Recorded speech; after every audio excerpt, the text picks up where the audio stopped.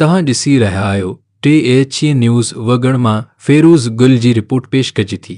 ओगण में जीवा प्यार बरादरी ऐं शहरी पारां चांडका कॉलेज जे अॻूणे प्रिंसिपाल डॉक्टर ज़मीर सुमरो ऐं SHO सूल लाइन्स लाड़काणो उमरान भट्ट ख़िलाफ़ मुख चौक ते एहतजाजी मुज़ाहिरो करे नारेबाज़ी कई।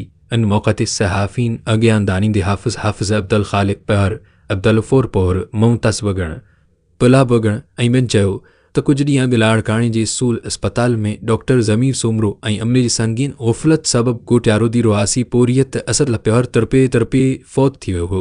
जंहिं बाद असां इंसाफ़ लाइ SSP चौक लाड़काणो वटि धरणो लॻायो हो। असांजे एहतिजाज मथां SHO सूल लाइन्स उमरान भट्टी ऐं पुलिस इटाला असां मथां कड़की पिया हुआ। हिननि लाठी चार्ज करे असांजे 2 पैसनि समेत 8 ॼणनि खे ज़ख़्मी करे 5 ॼणनि खे गिरफ़्तार करे असांखे हिसाए डॉक्टर मथां केस करण जो चई छॾे ॾिनो हो। जॾहिं त असांजो हमराह डॉक्टरनि जे ग़फ़लत सबबि फ़ौत थियो हो। असां संदसि खूह सां नाइंसाफ़ी थियण न ॾींदासीं। मुज़ाहिरीन CM सिंध, सिहत जे वज़ीर, सेक्रेटरी सिहत AG सिंध, AIG लाड़काणो ऐं SSP लाड़काणो खां इंसाफ़ जो मुतालबो था करियूं त सूल अस्पताल जे अमले मथां ग़फ़लत जो केस दाख़िल करे SHO बुमरान भट्टे खे फ़ौरी तौर मातल करे मच्छ क़ानूनी कार्रवाई कई वञे।